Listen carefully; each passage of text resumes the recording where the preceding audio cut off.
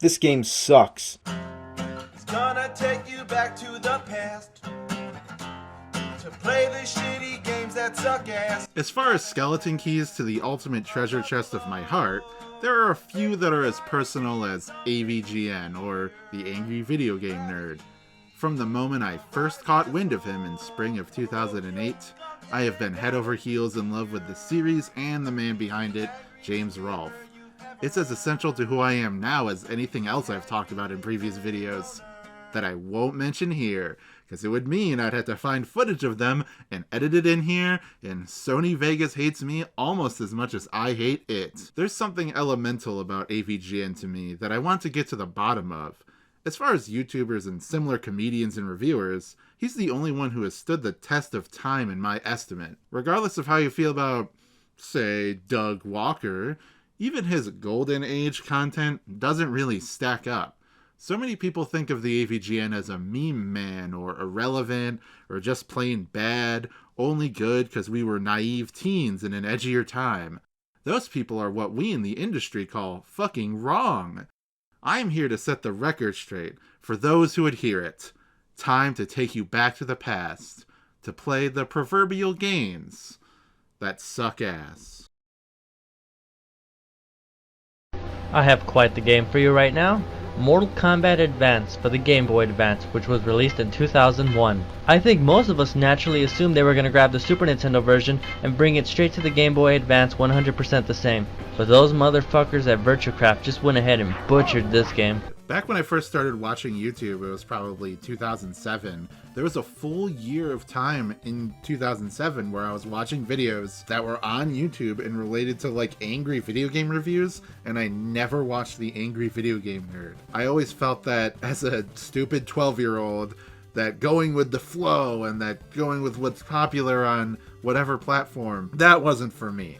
I just kind of stayed away from that. I was watching other people on YouTube. There was a YouTube user, Sycophant, which I watched a ton of his angry video game reviews, and I've enjoyed him. And then he left and then said, "I now declare Spoony won," the guy who won the Angry Reviewer Wars or whatever. And then look at that. Did you see that? The door kills you. I, of course, did eventually become a fan of Spoony One, and then fell out of it when, basically right when he made his Final Fantasy X video, and I'm like, fuck you. At the time in the mid-2000s, it was very rare for children of my age to have a personal computer. In fact, it took until about 2010 for me to get a personal computer of my own. I would eventually use that to look up a bunch of memes, but because of that, what I used to watch YouTube was not a computer. It was my Wii and the internet app on the Wii. So I would go on YouTube and watch all of the videos that I could in very, very low quality, probably like 144p on my shitty CRT television with my Wii remote in hand, watching all of these videos. So it took a while for me to really watch the AVGN as well, because he wasn't uploading onto YouTube until much later. He had his first season of shows on YouTube, but after he made a partnership with Screw Attack, they were all on that website, and that was using a Flash player that wasn't supported on the Wii. In fact, weirdly enough, I watched the Irate Gamer before watching the Angry Video Game Nerd, and before even learning that I was supposed to hate the Irate Gamer, I thought his videos were very fucking lame. Sweet! Oh, this really rocks! Uh-oh. Sweet! This is cool! I just got done watching. Absolutely nothing he made in his original tenure of making Irate Game videos even comes close to being as funny as even one of the lesser James videos. But why don't we start from the beginning and talk about that first year of videos, the ones that were available on YouTube, and when I found it, which is around 2008. I remember because the most recent AVGN video at that time was the Wizard of Oz one. So whenever I look at that one, I'm like, oh, that's the new AVGN video. You know, even though it's 12 years later at this point. The first season of AVGN episodes, which consists of the first year of episodes, is really fascinating to me, because while I really enjoy the first couple videos, a lot of the ones in the middle kind of sag, and aren't really that funny at this point. They're more just kind of mildly amusing. And it's not because he's not going on giant tirades and screaming and is very epic or whatever, but those first couple videos felt like it really was just James himself making these videos about games that just pissed him off. I mean, in real life, I don't have to stop in my tracks when the sun sets and a fucking box doesn't pop up in the air. The Simon's Quest video, as old and dusty as it is, really does feel like a confessional from James Rolfe that it's this game that he wants to play and keeps on trying to play because he loves Castlevania, but it just pisses him off because it's so fucking weird and poorly conceived in so many different ways.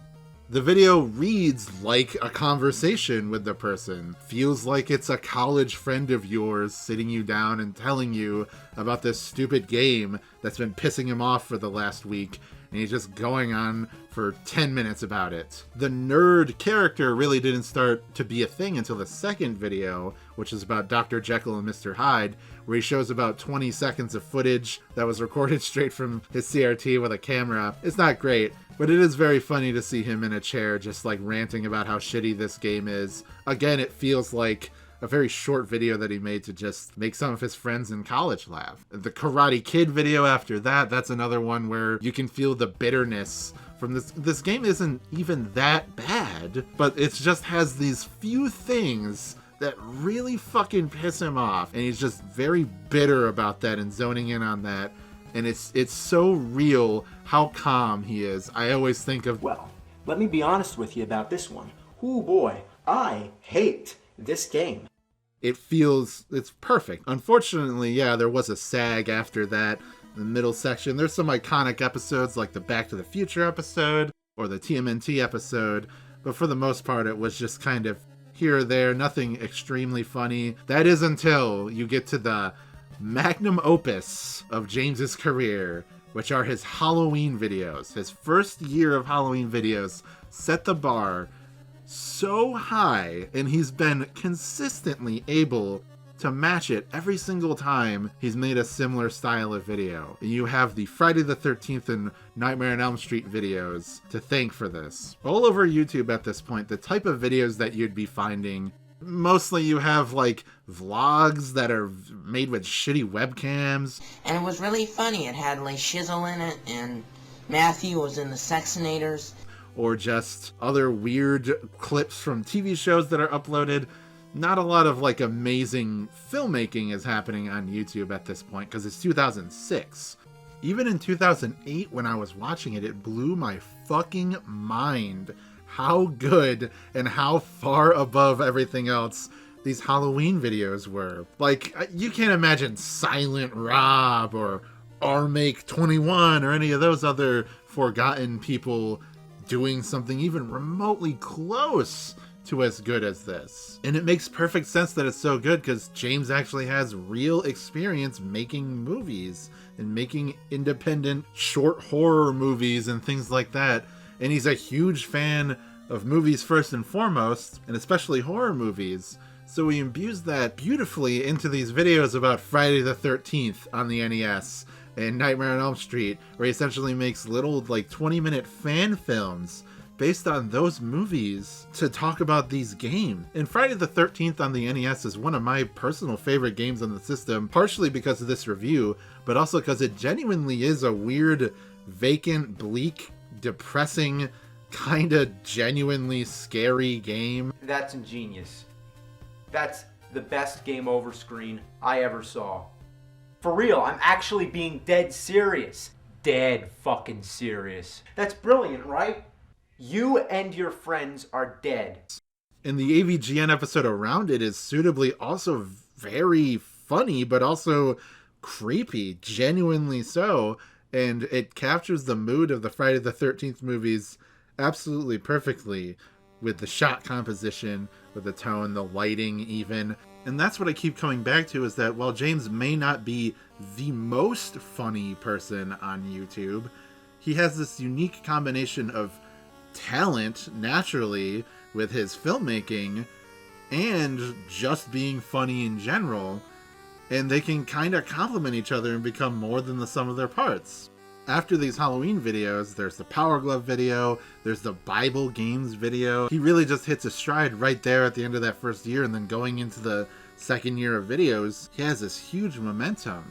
And from that point on, all the way until the Rob review, it's basically a golden era. You really can't pick a bad episode. There's a few ones that lag, but all of the videos you're guaranteed to have at least a pretty good time, and usually it's far better than anything else that's still on YouTube at this point. Now, I know what a lot of people are thinking is that, is he really that funny because he just makes a bunch of poopy jokes and things like that? But in my opinion, James isn't funny because he's edgy. That's something that other YouTubers do. That's something that, like, Ray William Johnson will make, doing your mom and things like that. Or they'll say homophobic or racial slurs or any of that kind of unsavory stuff that we want to forget from the golden age of YouTube. But James never really was caught up in that. There is, of course, multiple uses of the R slur, but as far as it goes, it's pretty clean. And with that being said, the edge, as it were, comes off less like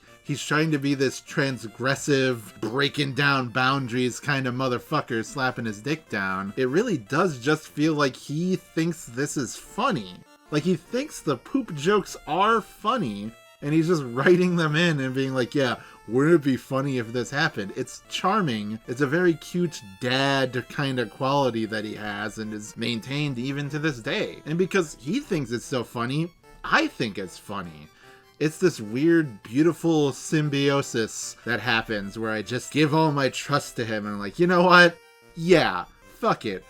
Pooping all over Bugs Bunny's face, that's just funny. Ain't I a fucking stinker, motherfucker? Ain't you a goddamn fucking piece of shit? But the scatological humor and even the slapstick and even the horror filmmaking and all that stuff, I feel like those are just cherries on top. The core of James's writing is just very human. While I love seeing episodes about games that I do have some kind of past playing and I'm like, yeah, that game fucking sucks. Like Transformers Convoy No Nazo, for example. But my favorite episodes are ones about games that I have never heard of, and him explaining to me why they suck. I find the process of excavating a turd and then dissecting it and pointing to every single aspect of it that's like, this is why this is bad, and me having no context for it and no emotional attachment to it whatsoever amplifies that. And I feel like video games, especially old Nintendo games and other such retro games, is the perfect avenue for that. I feel like a guinea pig in an experiment where they're testing the effects of negative reinforcement. Let's see what happens if we take the key away. It's 20 years late, but whoever you are, and if you want to know what the effect is, I'll tell you the effect. It's fucking pissing me off! There's so many bad licensed and unlicensed and foreign games, all these weird niches, games that have probably only been seen and played by a couple hundred people, and I doubt that they'll form any type of positive relationship with Little Red Hood. So when he digs into it and shows you exactly what is this game, what is it trying to do, how does it fail doing that, why is it fucked up, all of these things, you get really invested in it because you don't have any preconceived notions on whether it should be good or bad. The cottage industry of AVGN clones or imitators only started because people realized the immense potential of the format that he was doing. I can't even really blame any of the early video game reviewers for sticking too close to the Angry Video Game Nerd, because he really was the inception point for all of this in a way. That golden age was an extra golden age because everybody was really getting into doing these reviews as James started to really amp up and become better and better. I would say that the Texas Chainsaw Massacre episode may be my favorite of the horror-themed episodes he's ever done.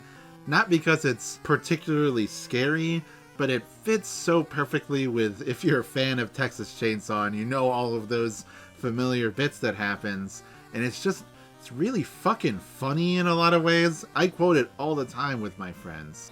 Nah, that's alright, I'm not doing it. I tell you what. Yeah, what? Yeah, it's still $100. Yeah, what the fuck, man? The AVGN in general is incredibly easy to quote.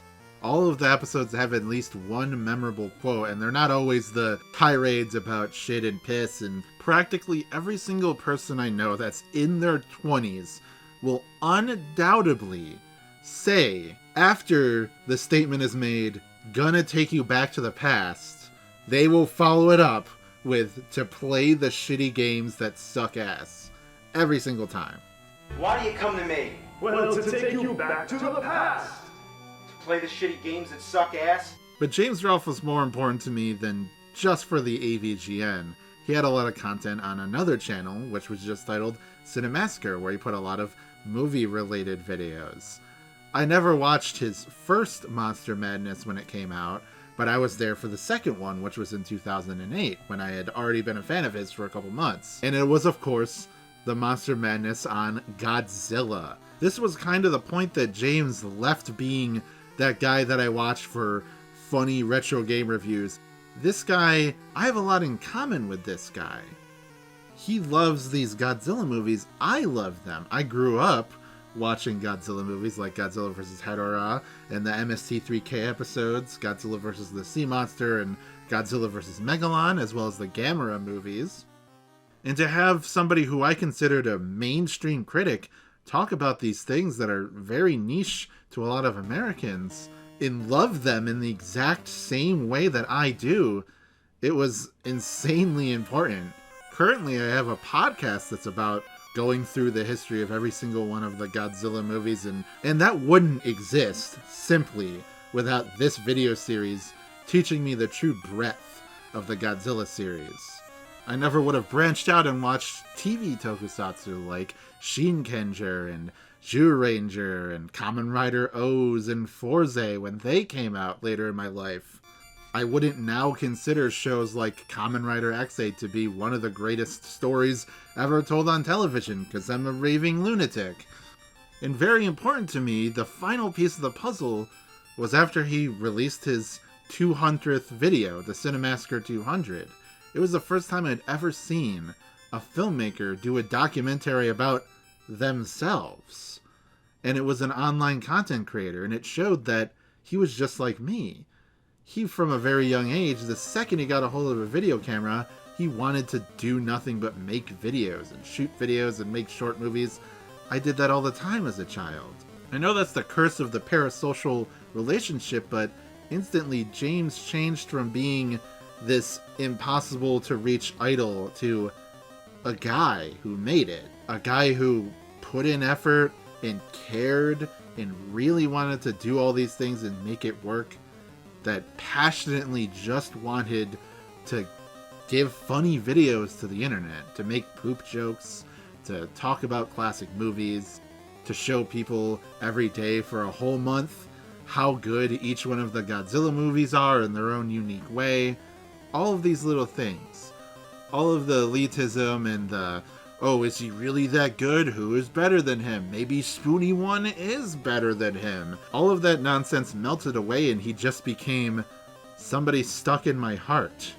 Not even necessarily an idol, but somebody that became part of me. After the 100th video, the huge epic review of Rob the Robot, a lot of people would call the end of the golden era. He was making a movie, the videos became HD, it became a lot more infrequent to be uploaded.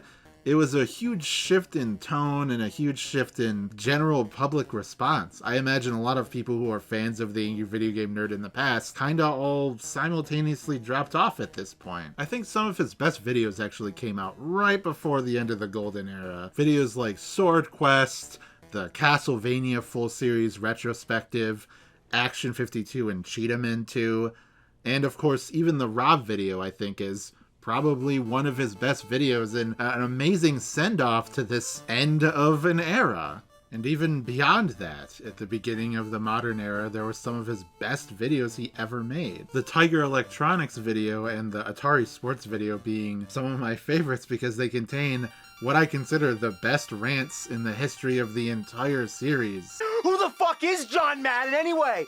He doesn't even look like an athlete.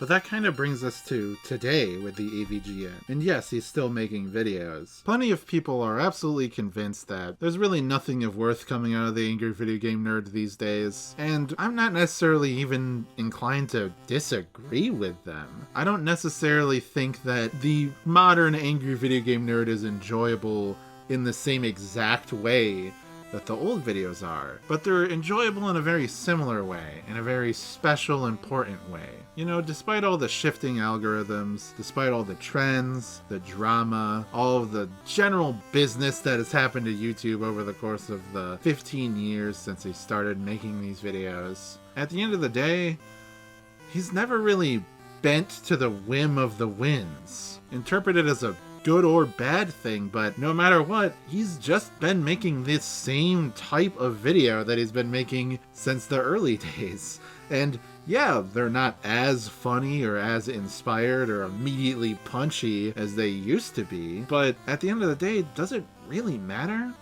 When I go on YouTube and I see all these drama videos and commentary channels or all this other crap that just discourages me from using YouTube as a creative platform, he'll upload something and it'll make me happy, even if it's only mildly funny. Because at this point, James is retro.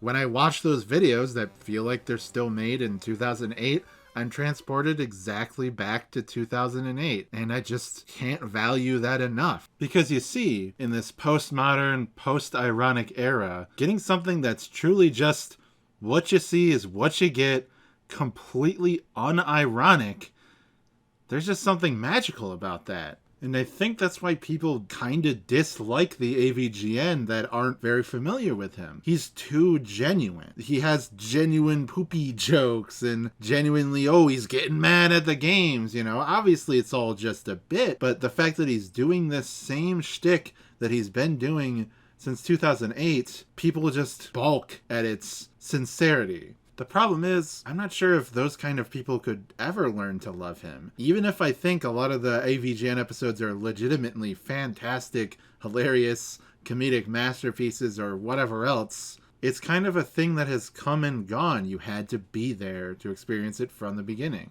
The demographic of AVGN is like the same demographic as something like Mystery Science Theater 3000. There's no huge swell of new fans.